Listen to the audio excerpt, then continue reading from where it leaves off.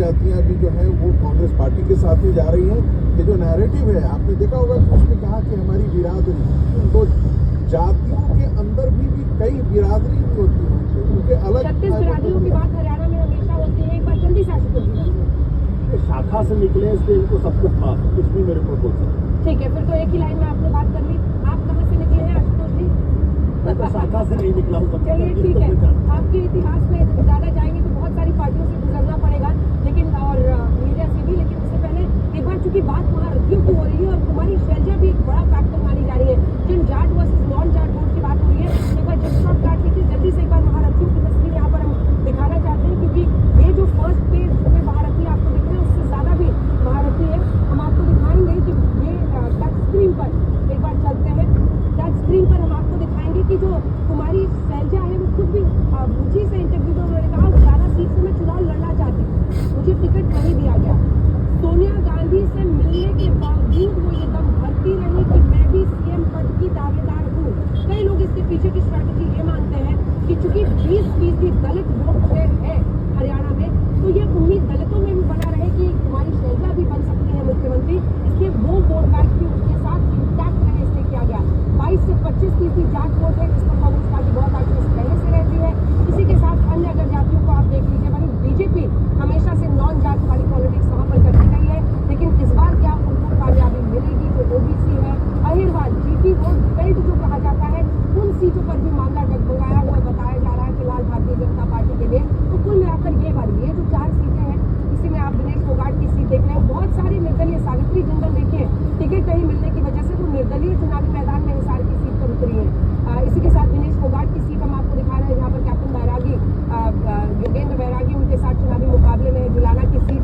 तो ये किस तरह से समीकरण यहाँ पर बनता है?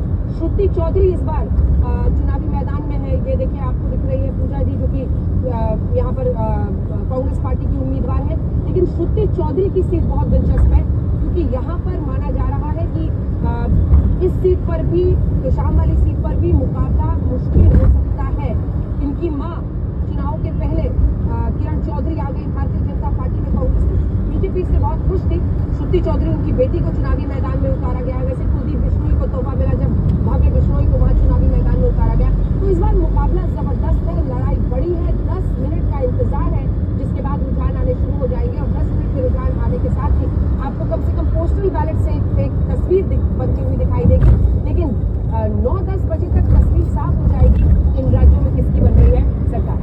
अपने आप में बेहद दिलचस्प है हरियाणा में किस तरह जाते हैं रुझान के सवाल बड़ा है, लेकिन जम्मू कश्मीर जहां पर 10 सालों के बाद विधानसभा का चुनाव हुआ है, वहां की परिस्थिति क्या रहती है? टीवी स्क्रीन पर आप नजर गड़ा कर रखिए, क्योंकि थोड़ी देर में पहला रुझान सामने आएगा और यहाँ पर बिल्कुल आसान शब्दों में आप तक हर एक बात पहुंचाने के लिए हमने खास डिजाइन भी करके रखी हुई है। सबसे पहले होगी पोस्टल बैलेट की गिनती और उसके बाद एक एक करके रुझान निकलकर सामने आ जाएंगे, किस्मत का फैसला हो जाएगा। ऐसे में बड़ा सवाल, क्या नेशनल कॉन्फ्रेंस कांग्रेस की सरकार बन जाएगी या फिर भारतीय जनता पार्टी सबसे बड़ी पार्टी बनकर उभरेगी, जैसा कि बीजेपी के नेताओं की ओर से दावा किया जा रहा है? बीजेपी की पिछली बार के मुकाबले इस बार कमजोर नजर आ रही है। अगर उनकी कम सीटें आती हैं तो क्या वो नेशनल कॉन्फ्रेंस और कांग्रेस के साथ समर्थन में चली जाएगी? अब्दुल रशीद, आपको बताते चले इंजीनियर रशीद की पार्टी ने अच्छा प्रदर्शन किया था लोकसभा चुनावों के दौरान, जब उन्होंने उमर अब्दुल्ला को बारामूला से मात दे दी थी।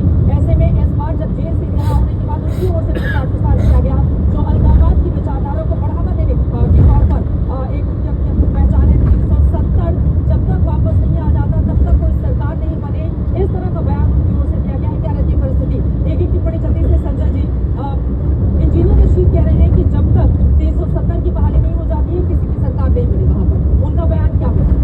क्योंकि बहुत बड़ा फैक्टर वो कश्मीर में खासतौर से रहने वाला हाँ, वो रहने वाले हैं, क्योंकि अगर आप देखें जो जितने विपरीत के अनुमान है वो ये बता रहे हैं कि अदर्स को काफ़ी वोट मिल रहे हैं और उनकी संख्या ज़्यादा हो सकती है। और जो अदर्स है उसमें अगर आप इंजीनियर रशीद की पार्टी को भी रखें तो तमाम तरह के अनुमान हो सकता है 8-10 सीटें हों, और अगर हंग असेंबली होती है तो